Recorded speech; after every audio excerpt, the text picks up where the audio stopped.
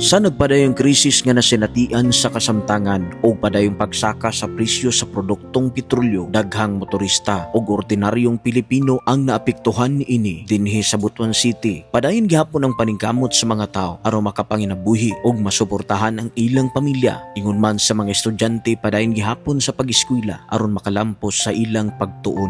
Bisan pa sa kalisod, nagpadayon ang trabaho sa mga driver, negosyante ug mga trabahante nga naglaom nga makabangon gikan sa kasamtangang krisis.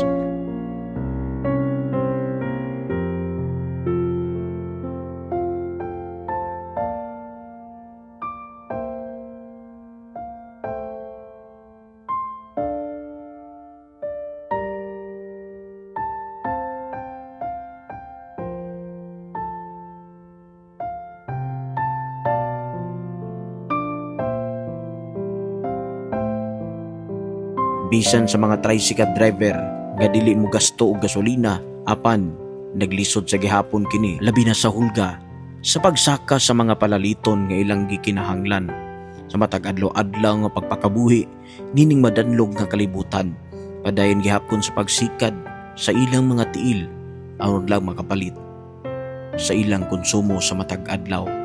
Alang sa daghang mga Butuanon, nagpabilin ang paglaom sa komunidad nga pinaagi sa paningkamot ug panaghiusa. Malagpasan gihapon ang mga hagit sa kinabuhi. Alang sa daghang Butuanon, bisan unsa pa ang krisis, padayon gihapon ang kinabuhi ug ang panginabuhi. Hangtod nga matapos ang krisis nga nasinatian, bunga sa nahitabong kagubot didto sa Middle East.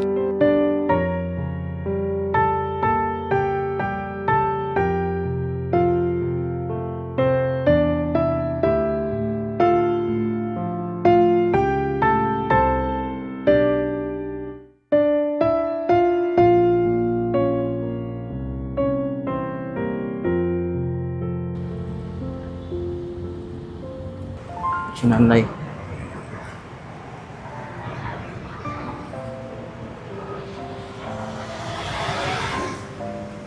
Ayo.